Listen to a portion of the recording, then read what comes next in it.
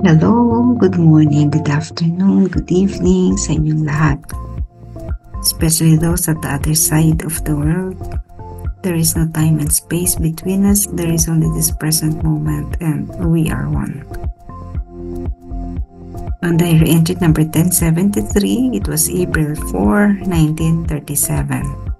Low Sunday. That is the Feast of Mercy.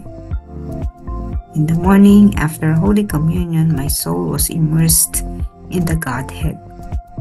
I was united to the three divine persons in such a way that when I was united to Jesus, I was simultaneously united to the Father and to the Holy Spirit.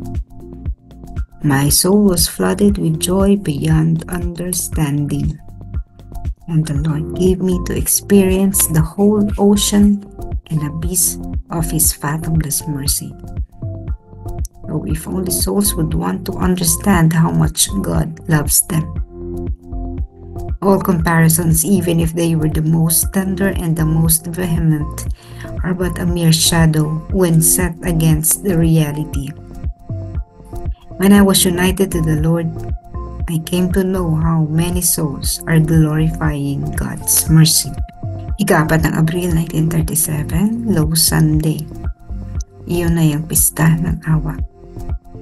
Sa umaga pagkatapos ng banal na komunyon, ang aking kaluluwa ay nalubog sa tatlong persona. Ako ay nakipag-isa sa tatlong banal na persona sa paraang noong ako ay nakikipag-isa kay Jesus. Ako ay sabay na nakipag-isa sa Ama at sa banal na Espiritu.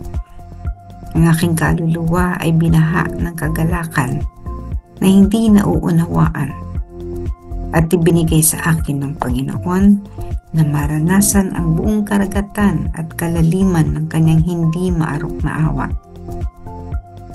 O kung nais lamang ng mga kaluluwa na maunawaan kung gaano sila kamahal ng Diyos, ang lahat ng mga paghahambing kahit na ang mga ito ay ang pinakamalambot at pinakamainit, ay isang anino lamang kapag itinakda laban sa katotohanan.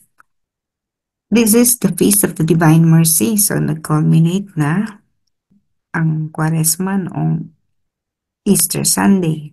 Tas ngayon ay kapistahan na ng banal na awa. Again, it is not yet officially celebrated in the whole church. So, kina Faustina lamang ito nagaganap. Kahapon, di ba sabi mo sa pari, ang kanyang homily ay i-focus sa awa ng Diyos. Pero again, as I told you, it was a tall order at hindi naman ito ginawa ng pari. Siyempre, magagawa naman ng isang Faustina. Magsabi, mag-dictate sa isang pari kung anong kanyang sasabihin sa kanyang homily. So, the Lord said, kung di man niya magawa iyan, malaga, sumunod ka sa akin. Your obedience is more important. At kaugnay sa pare, kami ng dalawang nagkakaintindihan noon. Ako nang bahala sa kanya. So, again tayo pag feast day. We wish that in our respective parish, the priesthood focuses only on the mercy of God, on the divine mercy feast day, mga ganun, no? Pero sa maraming parokya, pangarap na pa lamang yun sa ngayon, no? Hindi pa yan naunawaan ng kaparian lahat, no? Yung mga ilang may understanding na nagagawa ng mag-homily ng banal na awa at ang awa ng Diyos, but there are still many of them who do not know, who do not follow. Wala lang. Hindi nila na-appreciate pa ang kapistahan ng banal na awa, but we need to pray for them. After communion, Faustina experienced another union with God. So sa kanya, ang union niya is with Jesus, but this time, simultaneously, no, or immediately, she was connected to the three persons, yung tatlong banal na tatlo, no, to the Holy Trinity.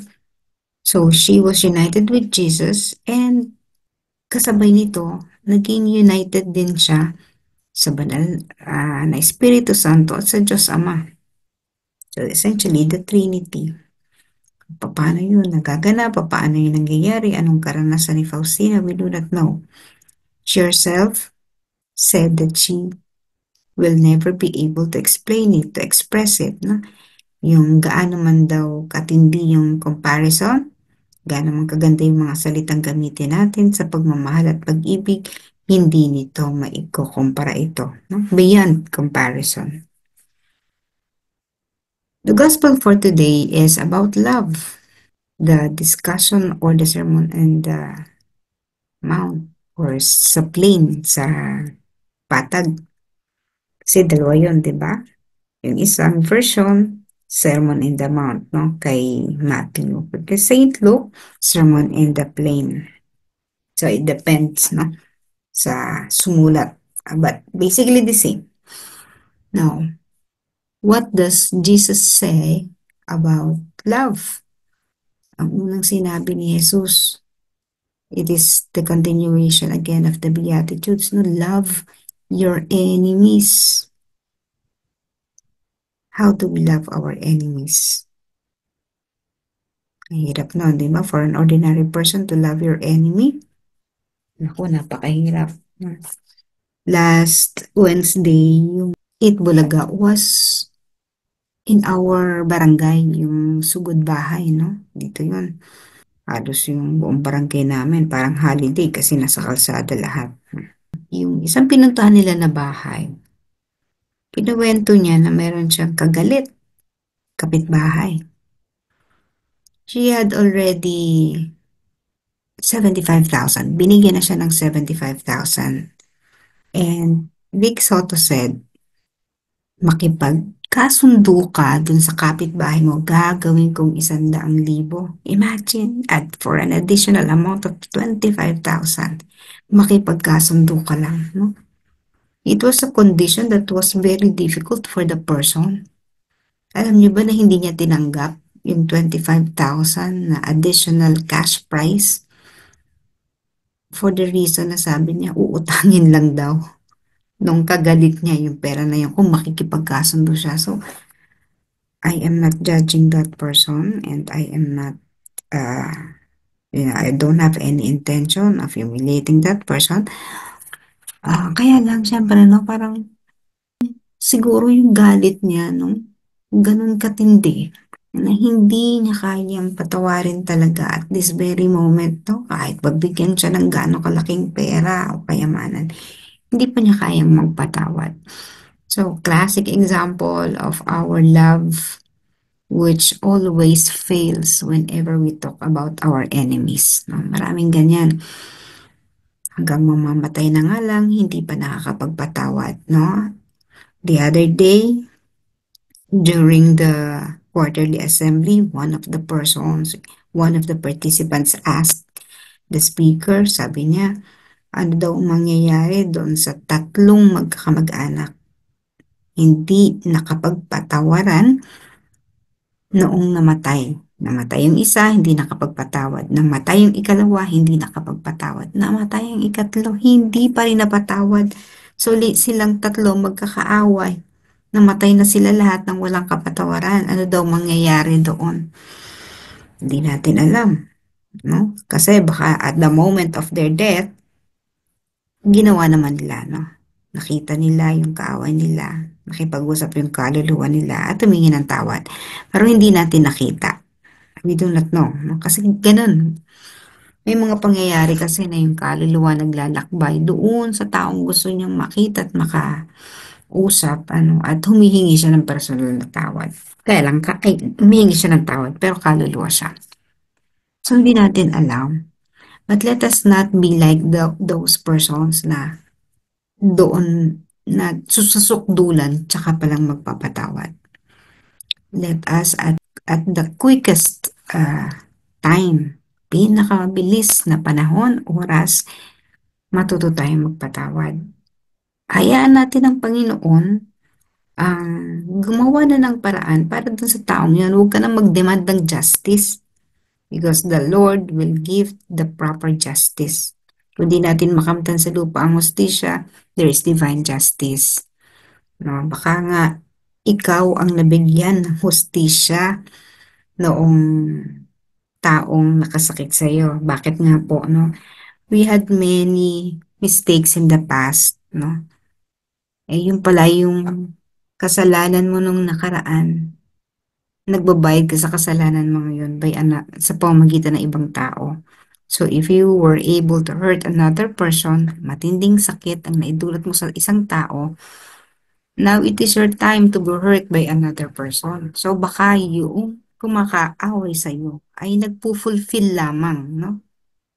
Indirectly, syempre, nagpo-fulfill ng iyong pagbabayad sa utang. So minsan ganun, nagaganap sa atin ang mga bagay na hindi maganda sapagkat in the past may mga kaparehong bagay tayong nagawa and we are just paying our debt. So, blessing in disguise pero mahirap nating maunawaan. So again, when we talk about love, napakahaba nito na. In the 7th week in ordinary time, let us learn how to forgive. Paulit-ulit yan, no? Magpatawad, magpatawad, magpatawad. Pero hanggat hindi natin kinakayang magpatawad ng buong buo, mananatili yung ganitong pagpapaalala sa atin ng kahalagahan ng pag-ibig, ng pagpapatawad sa ating higit sa lahat ang ating mga kaaway. So mahaba yung Beatitudes, you review it, but for today, focus on the persons na hindi pa natin napapatawad. And we shall obtain the kingdom of God.